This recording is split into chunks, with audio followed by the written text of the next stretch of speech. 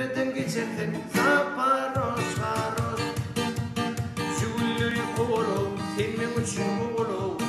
Zaparoş haroş Mert bin Avron bin kumdun soğulu Zaparoş haroş Uydum tutun bakını ne saçsan yağını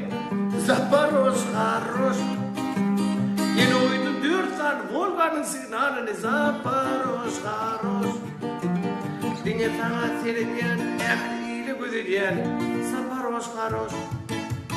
Gördü verip dalasam barma seni tololayan Zaparoş haroş Bozlu zaman geçireyim kaydın ağrın açalayım Zaparoş haroş Gerek burada içerek orada kasayeli Zaparoş haroş Taktçılık idili Zaparoş haroş Kıyılarımın tığa tayma Sen de ölüp yatayma Zaparoş haroş Özüm ikiye kapalı Zatomana sapalı Zaparoş haroş Zaparoş zaten iki motor da kalı Zaparoş haroş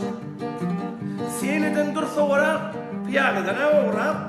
Zaparoş haroş Olur bilen yarışma sen olur karışma Zaparoş haroş Kalıp paraya modudun Bahanlardan soğududun Zaparoş haroş Sonra da bana gelip ayaklılık ederek Zaparoş haroş Piyadalar gülyenler Sen kaharın gelyenler Zaparoş haroş Uykulur yüreklisin Üzülü sütümüsün Zaparoş haroş Mine seni söylerim Şunun için minerim Zaparoş haroş Sen kadının bilyerine külüğü de uyarına Zaparoş haroş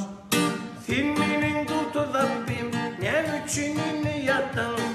Zaparoş haroş Ne bedin peşin taktın Bak benim için yattın Zaparoş haroş İnni şeydi büyürcük bir deyin yerime barcak mı Zaparoş haroş Olsa öyle yatsın ha Sen pensiye çıktın ha Zaparoş haroş Zaparoş haroş Zato ni pişko